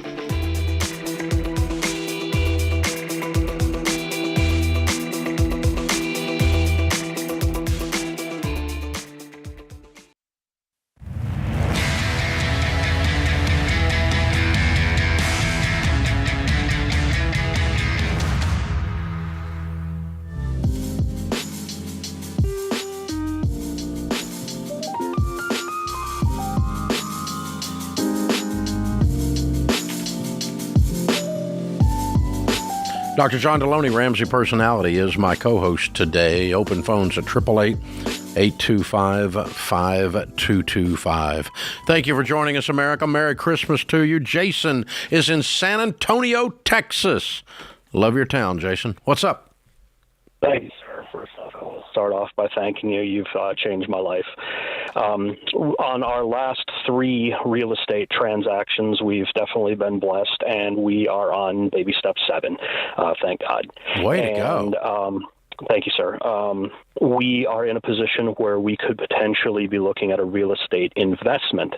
And I know you have prolific experience in investing, and I wanted to ask your opinion on setting up potentially a business to invest in, like an LLC or under my name, and then how to properly find investment properties to invest in, and then obviously, how do we manage it? Do we do flips? Do we do rentals? What's your opinion on stuff like that? Okay. Well, there's a lot of different things you can do there. That's a whole real estate course you're talking about in a sense. But as you probably have already figured out, I'm unusual and I pay cash for all mine, or I don't buy it. So that's thing one. I do put all of our properties in an LLC. We don't buy residential houses anymore in our situation. We've got a bunch of them, but we're not adding any. When we were buying those, we would put up to $5 million worth into an LLC, and then we would form another LLC. The reason for that is if an LLC owns the rental house, the tenant gets drunk and falls off the porch and decides it's your fault and sues you, they have to sue the owner of the house, which is the LLC. Exactly. Okay? And if they were to win, they can take what that LLC owns, but nothing else. So your other assets, like your personal residence, are then protected. So by putting your properties up to a certain point in an LLC, and then once the target on the LLC gets too big, you do another LLC. So I've got a bunch of them. Like I've got one building that's a $15 million office building. It's its own LLC. Okay? Right. You see what I'm doing? But if somebody falls over there, the worst case scenario, if they get past the insurance, they get past me paying lawyers to sue them for being stupid, and so on. The most they're going to get is that building. You follow me? Yes, that makes sense. If you're going to buy a house or two, form an LLC, throw them in there. Now, then, as far as whether you're flipping them or whether you're holding them, then that's a completely different strategy in terms of what you're looking for and what you want to do and that kind of stuff. Flipping is been made famous, of course, by cable television. Everybody thinks they're Chip and Joanna. And I've probably done 2,000, 1,500 flips in my life, but mostly in another life before I did this. I hardly ever sell a piece of real estate now. I buy it and hold it forever. And so flips are a pain in the butt because you're basically in the business of renovating properties and reselling them, finding another one, renovating it, and reselling it. If you want to do that as your business, that's okay. But it's time-consuming. You know, you're running subs, you're running paint colors, picking faucets. It's like building a dadgum house. You know, I mean, you're going to pick roofs. You're going to do all these things and then pull building permits. You're going to have to do all this stuff depending on how much work is being done to the house and the proximity to a city, the municipality that you got to do that. So you got to go through all that stuff. And after you get through all of that, you can make some money doing it if you bought the thing right. So you just decide if you want to do that or not. On rentals, the best rates of return are cheap properties, but they're the highest hassle. In other words, the more expensive the rent, typically the classier the tenant, right? More stable. Yeah, and the more stable. But if you got lower income property, you know, you're having to fight all kinds of other misbehaviors and other stuff in the properties, but the returns are excellent. So right now, I'm looking at about hassle factor. 125,000 is about what we have left over from the most recent sale. Okay. And I just parked it in an S&P, not knowing what to do with it. Yeah, but we can take that and buy, buy one or if two. you want to buy one and flip it, or you and roll it up into something.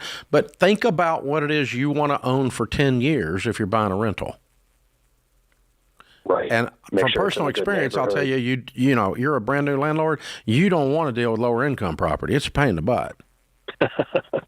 I mean, it becomes its own business. It's your own. You have to have a brain adjustment when you do it because you have to think different.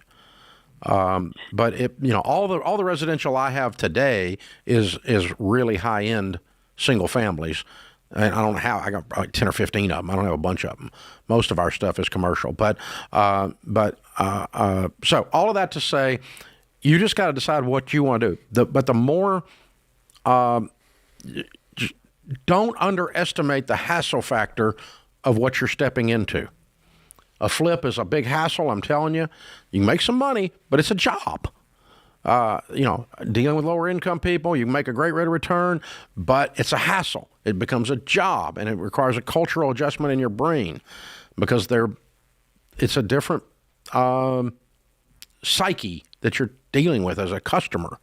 And so, by and large, not all the time, but as a generalization, call it a stereotype if you want to.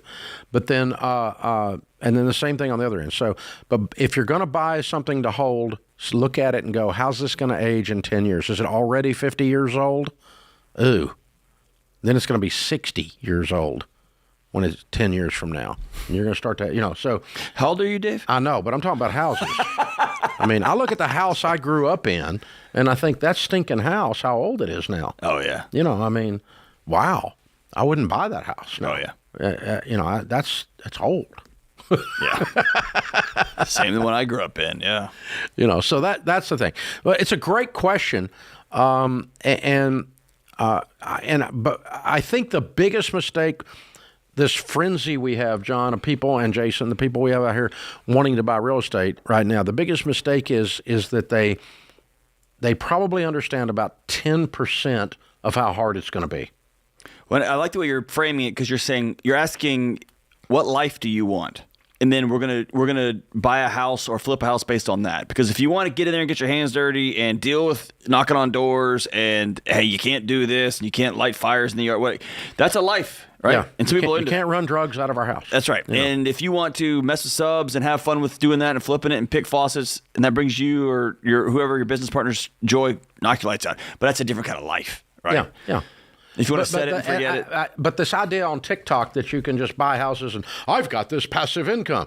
People who say passive income on real estate are morons. Right. There's nothing passive about owning real estate. It's active. Right. It's very active. So, I don't own a single piece of property that's passive. Right. And I own about several $100 million worth. It's very, God. It's not passive. There's nobody. Crypto. There's nothing that. What passive is mutual funds. They send me a statement in my inbox. That's all I deal with. That's passive. But no, there's no real estate passive income. That's somebody trying to sell you a get rich quick seminar on TikTok or TikTok or whatever the flip it is, So that's the, you just, real estate is a wonderful investment, but do not go into it, folks, with rose-colored glasses thinking it's going to be easy. It's a process. You're going to get rich quick. It's not quick. It's not easy. There's a hassle. It's not it's a problem. It's, it's like starting your own business. It's the meanest boss you'll ever work for in your life.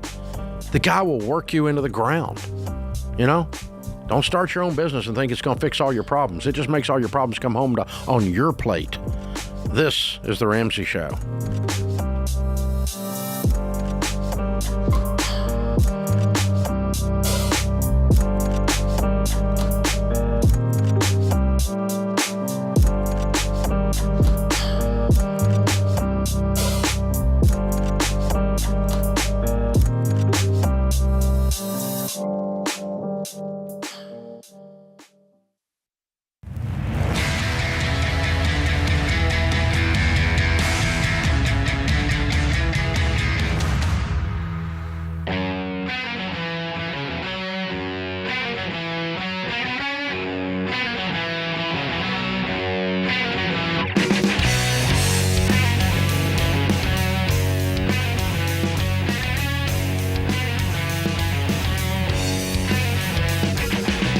Dr. John Deloney, Ramsey Personality, is my co-host today. Thank you for joining us, America. We're so glad you're here. Jeremy and Dalphin are with us on the debt-free stage in the lobby of Ramsey Solutions. How are you guys? Blessed better than amazing. I love it. Very fun. Where do you guys live? Go ahead. Okay, Waxahachie, Texas. Which is? It's about 20 minutes south of Dallas, just out 35. Okay. Off 287. Yeah, yes. Exactly. Look at you Texas people talking code. All right, I love it. Way to go, guys. Congratulations. Welcome to Nashville. Merry Christmas. How much debt did you pay off? $128,849.83. I love it. How long did this take? 57 months. Okay, way to go. And your range of household income during that 57 months? It was $65K to about $110K. Neat. What do y'all do for a living? We're both teachers, and I'm actually a high school football coach. Oh, wow. Very good. Good for you guys. So what kind of debt was the 129? It was a mixture of school loans. There was I owed something to some money to the IRS. There was a car loan, credit cards. There was an old medical bill, and a past eviction from my college days. Okay, cool. Very good. Way to go, you guys. Excellent. So what happened 57 months ago?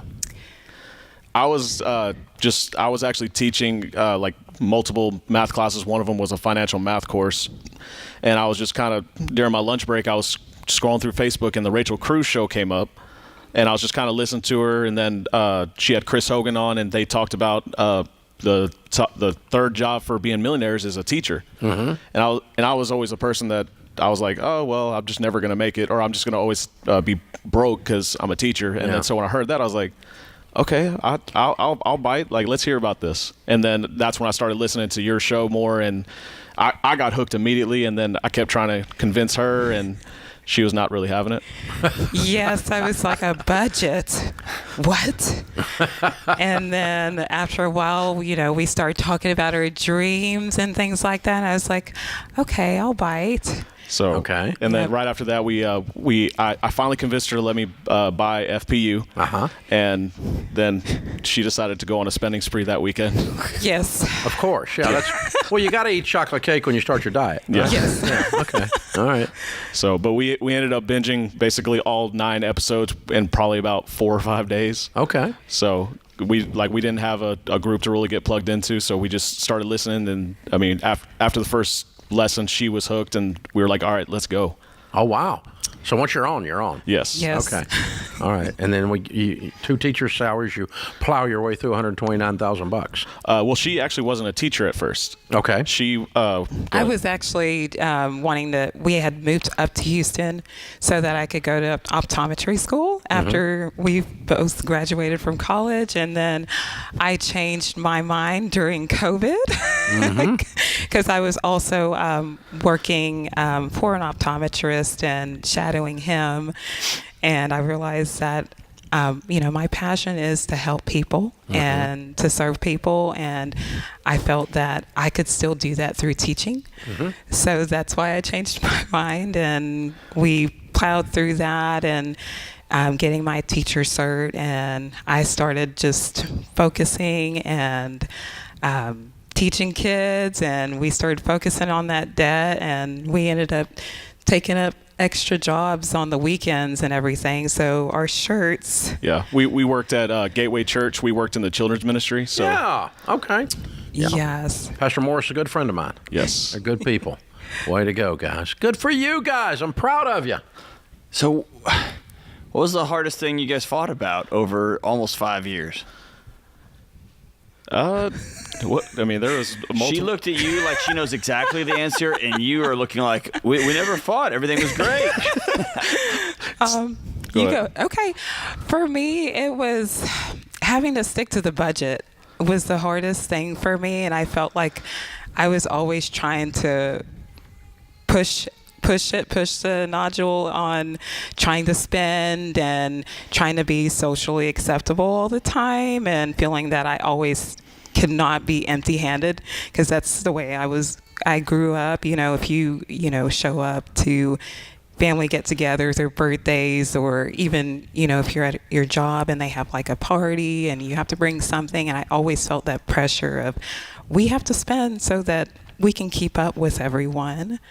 And I realized that I had to just stop caring about that so much and focusing on our dream together and being out of debt. That's powerful. How has your marriage changed over the 5 years of working through this? Well, we actually, starting off our debt-free journey, within the first 3 months, we were actually on the rocks. And so we actually went through marriage counseling like almost immediately after we started FPU. Wow. And like about 2 months after we started marriage counseling, I actually lost my job. And so just to make ends meet, I ended up getting a job as an assistant manager at McDonald's. This is when we were living in Beaumont. And so, I mean, ever since then, though, I mean, like, our communication has gotten better. Money, I don't feel like ever was like the biggest fight. It was always just something lingering. It was always usually just kind of communication errors. Yeah. And then we had arguments about cars, too, because you'll like this one. So throughout our entire debt-free journey, we went through 10 vehicles. Good Lord. 9 of them were in the first 2 years. Yes. Yeah, we had. You're driving junkers or throwaways, or? So starting off, we had a 2015 Chevy Cruze and a 2004 Mitsubishi Lancer. Both a piece of junk. Yes. So the Chevy Cruze was the one we had a loan on. So after I lost my job, we sold it, and then we ended up getting a 99 Toyota Camry. That's better. Attaboy. And so when we moved to Houston, I actually wrecked the Mitsubishi Lancer. And yeah. Wow, you are not coming out the hero in any of this. Oh, it gets better. It gets better. So then we ended up getting a 97 Toyota 4Runner. And so that's not bad. Yeah. So then the 99 Camry, the timing belt breaks while I'm driving up the freeway in Houston. So my dad ended up helping us out, giving us a 2000 Toyota Camry. That's better. And while she was driving it, right after a melted hit, the wheel popped off the axle. Oh my God! gosh. Yes. So my dad felt bad. So he brought us He almost killed his daughter-in-law. Yeah. How fast were you going? The speed limit. In Houston? No, That's you're not 90. telling the truth because nobody drives speed limit in Houston. Well, it was a back road, so okay. I had to be careful. I'm not used to being on back roads all the time, so. Well, and because the thing was like she was driving to Beaumont from Houston, which is about an hour and a half to 2 hour drive because that's where her job was. Hard to do it on 3 wheels. And then we were living on the north side of Houston. I was actually working on the south side, which, John, as you know, Houston is an hour away from Houston. That's right. So I was actually getting up at 4 a.m. in the morning. In the middle of all this bull crap, how many times did you almost quit getting out of debt? Too many times to really count. What caused you to stick with it? That's amazing. I'm impressed. For us, it was just having those dream talks and rewatching the lessons. It's worth the trouble. It's worth the trouble. Now that you're there and you look back on all that stupid car, I mean, that's like a book. You ought to write a book on bad cars, the bad car experience. Was it worth it? Yes. 100%. I wouldn't trade it for anything. I would do it all again. You need to write all those cars down in detail so you can tell your grandkids, because you'll forget them. Yep. I've had to go back and figure out what cars I've owned over the years, and I didn't go through 10 in 10 months. Oh, my God.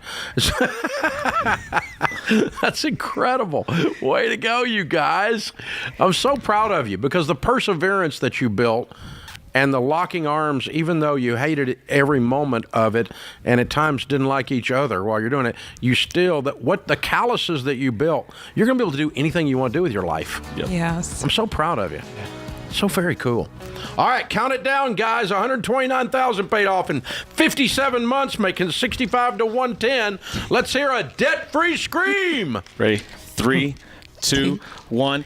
We're debt-free!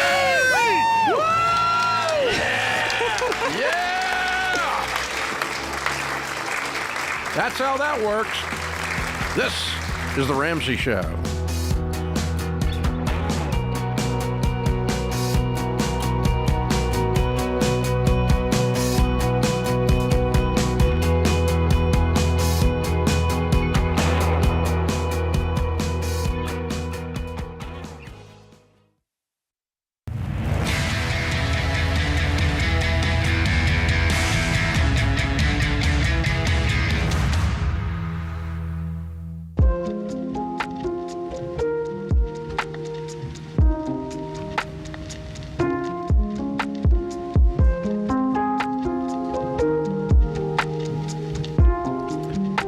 Our scripture of the day, Proverbs 16:28, a troublemaker plants seeds of strife. Gossip separates the best of friends. Thomas Sowell says, you can't stop people from saying bad things about you. All you can do is make them liars. That's fantastic. That's pretty good. All right. Patrick's with us in Nashville. Hey, Patrick, welcome to The Ramsey Show. Hey, Dave. Hey, John. It's good to be talking to y'all. You too, man. How can we help? Yeah, first of all, and I'll be quick. First of all, I just wanted to say thank you for the work that you all do, you and your entire team. I'm on baby step number 2 still, so very early on in the process, but I can already tell you what education you put out and the things that I've learned from you all have changed my financial future, and honestly, even more than that, my kids and maybe children's financial future, so thank you. Well, thank you, Patrick. We're proud of you. How can we help? Yeah. So I guess my question ultimately falls around manual underwriting. I want to give a little context. I work in higher education, so Dr. John knows my world very much. Essentially, my question is regarding a potential job opportunity. There's a position that I've been asked to apply for. I am applying for it. That essentially will give me free housing, meal stipend, phone bill paid for, so cover a lot of my essential expenses. And essentially, I'm wondering what that looks like with if I do go through this entire process, become debt-free, no credit score, figure out if that affects any way negatively manual underwriting. No, it does not. I did the exact thing. I lived on campus. I had all my bills taken care of. It affects nothing. It's all good. Yeah. Take advantage of that glitch in the matrix and pay off everything you own, put tons of money away, and Manual underwriting does not require a rental for it to be approved, a rental background. Now, if you have if you've paid rent, they're going to want to see that. But in this case, you're not. So, for instance, another place you would have this happen is if you were in the military and you're using base housing. Okay, that wouldn't count against you. It just becomes part of your compensation at your job, is what it amounts to. So it's very explainable, because the essence of manual underwriting is that instead of looking at a number that says that you can pay your bills, they're actually looking at your life. Okay. Can you pay your bills? And manual means a human being is making a value, wisdom judgment on behalf of the mortgage company and saying, okay, I've got this piece of information that says he can pay his bills. I've got this piece of information that says he can pay his bills. I've got this piece of information that says he can pay his bills. And that's what they're looking for. When I was a pup at 18 or 20 years old in the 70s and 80s selling real estate, there was no FICO score. We would put a house under contract with someone, and we would take them over to the savings and loan, the bank, and they would sit down and say, all right, sign this. It's a verification of deposit. And they would mail it to the bank to verify that you had a deposit. Sign this. It's a VOE, a verification of employment. They would mail it to your employer to verify your income and that you had a job. Sign this. It's a verification of that. And they would gather these data points, and then they would look at them and go, this guy can pay his bills. There was not any shocking revelation out of a magic number that somehow falsely said you were eligible. And so that's what's going on here. That's the essence of the idea of manual underwriting, and that'll put you right where you want to be. I'm proud of you, Patrick. Go take your job, man. That's great. Yeah, go get it. Get it. That job changed my family's life, so go get it. Where were you? I was in Texas, and I would have been his boss, and I had an empty apartment. And this is when my wife and I decided, hey, if we sold our house and we moved in this house, we could pay off everything we own in the next. So we paid off $1 jillion. Oh, so you sold your house and moved into an apartment. And that was provided. That was provided, and it had all the bills. And then Hank had 175 college students as his roommates in the building we lived in, and it ended up being a pretty magic year for us. Wow. Yeah. Very interesting. But it's transformed our lives. Denise is with us in Houston, Texas. Hi, Denise. Welcome to the Ramsey Show. Hi, Dave. Hi, John. Thank you guys so much for taking my call. It's my birthday today, so I'm definitely happy to... Happy birthday! Thank you so much.